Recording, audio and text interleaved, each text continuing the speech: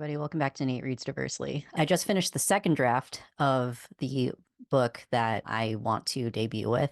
I've just been reflecting on my life and I was reflecting on why I chose to write this. And I just wanted to come on here and talk about it because it's can't really keep these things inside.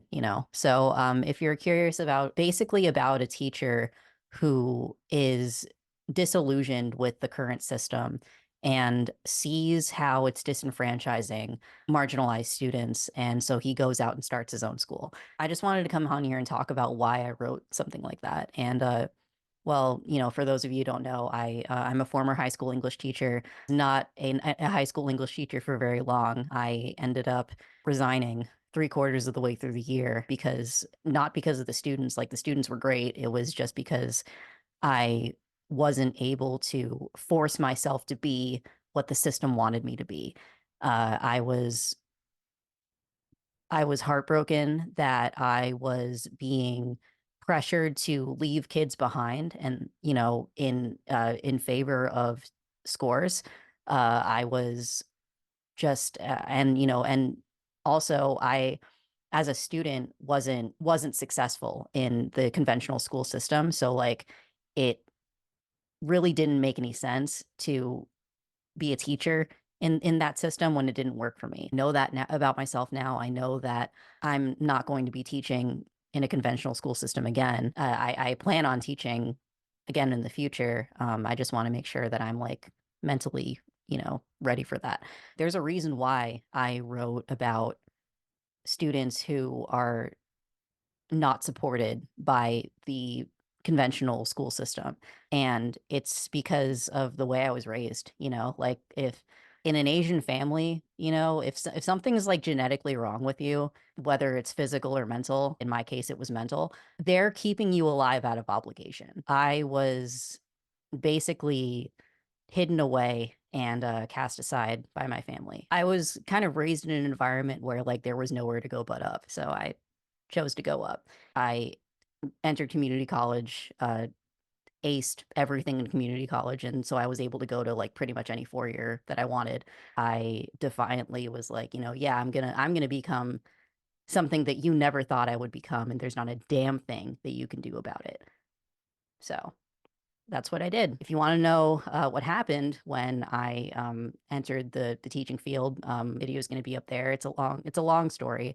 I started teaching. I got two state certifications. I was certified first in New York, and then when I moved to Virginia, I was certified in Virginia, and then I taught for three-quarters of a year and didn't, didn't work out. So that's kind of the reason why I have always had a soft spot for problem children, because I know what it's like to be undervalued because of something that you can't control. And I know what it's like to be pressured to force yourself to be what the system wants and have it still not be good enough. Like I understand that pain and I don't want anybody else to go through that. Like we have the technology, we have the means to teach people in the way that they need to be taught, based on their neurotype or, their personal needs. Like we have everything that we need to teach people the way that they should be taught. I wasn't successful in the conventional school system as a student, but I forced myself. I when I was in college, like I forced myself to become what this system needed me to become, and it still wasn't good enough. Like I I'm still certified to be a teacher now, but I like throughout the short time that I was a teacher, I had to constantly prove myself that I am good enough in spite of the things that are wrong with me. It's like it was exhausting. It was an extra battle that I feel like I didn't need to be fighting. So when I see these young people who are defiant and who understand that this system is broken and they stand up and be like, no, this is bullshit. Like, I it does something to me, because I wasn't strong enough when I was their age to say that to these people's faces. And so whenever I see a quote unquote defiant child or like a student who the system can't control, I just want to, it's like, what do you need? You know, it's like like I will help you in any way that I possibly can because you are stronger than me. Like I grew up like good little Asian boy, you know, did whatever everyone wanted me to do and look where it got me, you know.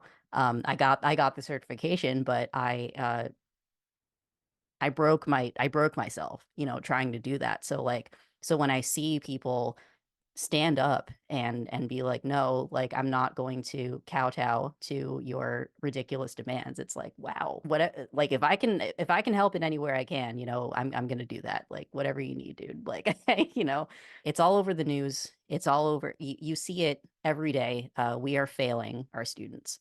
The system is failing our students, and we have the technology, we have the research, we have all of the reasons why proven reasons why it doesn't work. There's no reason why we should be upholding the system because it doesn't work.